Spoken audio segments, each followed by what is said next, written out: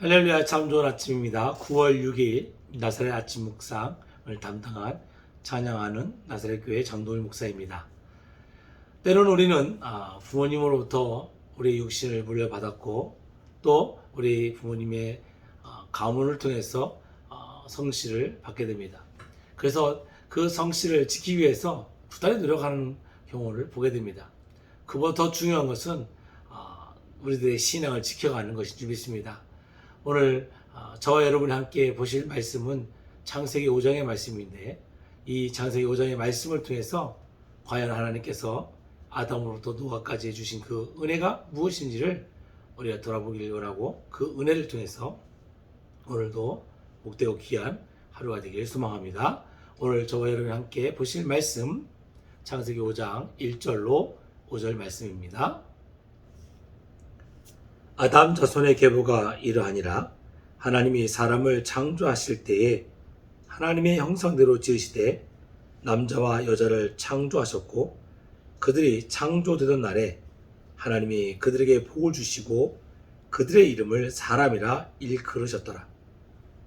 아담이 103세에 자기 모양 곧 자기 형상과 같은 아들을 낳아 이름을 셋이라 하였고, 아담이 셋을 낳은 후 800년을 지내며 자녀를 낳았으며 그가 930세를 향수하고 죽었더라. 아멘. 저와 여러분이 함께 오늘 보신 말씀의 주 본문은 창세기 5장입니다. 창세기 5장은 아담으로부터 시작된 후손들의 계보를 나열했고 노아까지 열거되어 있는 것을 우리가 알 수 있습니다. 오늘 하루 동안 이 창세기 5장을 읽으시면서 누가 누구를 낳고 누가 누구를 낳고 몇 세에 죽었더라, 이 말씀으로 끝나는 것을 보게 되는데, 낳고 죽고 이것을 끝나는 것이 아니라 그들이 과연 어떤 형상들로 형성되어졌고 그들이 어떤 삶을 살았는지를 한번 좀 곰곰이 생각해보는 시간을 가지면 더욱더 귀하고 복된 하루가 되지 않을까 생각해 봅니다. 저는 오늘 아담의 모습을 통해서 주신 하나님의 은혜가 무엇인지를 볼 때 지으신 형상대로 그것을 아담에게 허락했다는 것을 보게 됩니다. 하나님의 말씀을 그대로 본다면 하나님께서 천지창조하실 때 사람을 만드셨고 그 사람의 그 모습을 자신의 모습, 즉 하나님의 형상대로 사람을 지으시되 남자와 여자를 지으셨고 창조하셨고 그들에게 복을 주셨다고 했습니다. 즉 우리는 하나님의 형상대로 지음받고 그 하나님의 형상대로 복을 받는 존재가 바로 우리라는 것입니다. 그 복의 첫 번째 대상자였던 아담은 그 복을 받았고 그 형상대로 살았습니다.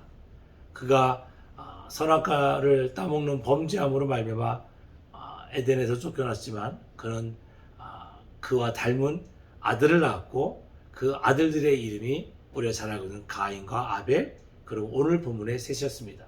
그러나 불행하게도 첫 아들 가인과 둘째 아들 아벨은 서로 분쟁이 있었고 가인은 아벨을 죽이고 말았습니다. 그리고 그 살인자의 죄 때문에 가인은 추방을 당했습니다.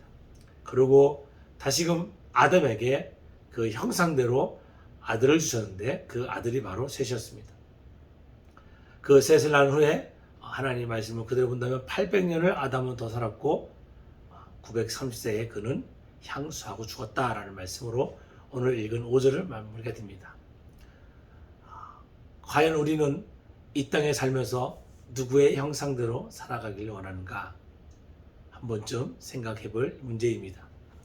사람들은 소위 자기 소속을 찾기 위해서 학연을 따집니다. 어느 학교를 나왔는지, 아니면 지연, 어느 지역에 사는지, 아니면 어느 지역 고향인지. 그래서 외국에 살면서 막연하게 한국 사람만 만나면 기분이 좋습니다. 저는 충청도 예산이 고향입니다. 그러다 보니까 충청남도, 충청북도 가지 않고 충청도에서 왔다 보면 괜히 이웃사촌 같고 형님을 만나는 것 같고 동생을 만나는 것 같고 기분이 좋습니다. 그리고 자꾸 뭔가 공동체로 존재를 세우려고 하고 함께하고 싶은 욕망이 있습니다. 그보다 더 센 건 뭘까요? 바로 혈연입니다. 혈연. 피로 맺은 집단이라고 하죠.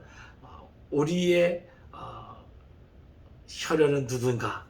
요즘 뉴스에 보면 혈맹, 동맹 이런 말들이 많은데 우리의 신앙도 어찌 보면 그런 어떤 끈끈한 것이 있어야 하는데, 그 끈끈한 그 첫 번째가 바로 뭐냐면, 내가 어떤 존재로 창조되어졌는가, 내가 하나님의 자녀된 나는 과연 누구의 형상대로 지음을 받은 자인가 라는 것입니다. 오늘 말씀해 보니까 아담의 계보를 말씀하시면서 하나님께서 분명히 자신의 형상대로 사람을 창조했다고 했습니다. 또 말씀을 읽다 보면 아담은 자신의 형상, 즉 하나님의 형상을 그대로 지음받은 아담이 자신의 형상, 곧 자신의 형상이라는 것은 하나님의 형상이기 때문에 그 형상대로 셋을 낳았다고 했습니다. 아들 셋을 낳았다고 했습니다. 그리고 그 셋을 낳았을 때 그는 하나님의 축복 가운데 있었고, 그는 930세까지 살고 향수하고 죽었습니다. 우리 성도의 삶 가운데 우리는 과연 어떤 모습으로 우리 형상들을 조성해야 할까요?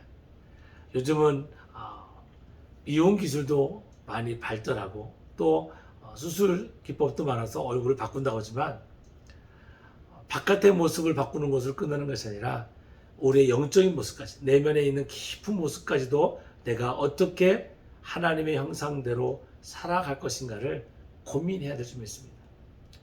이름은 예수를 믿는 사람이고 사람들 앞에 성도로 말을 하는데 나의 모습 가운데 하나님의 형상이 나타나지 않는다면 나는 온전한 신앙으로 성숙하고 있지 않다라는 것입니다.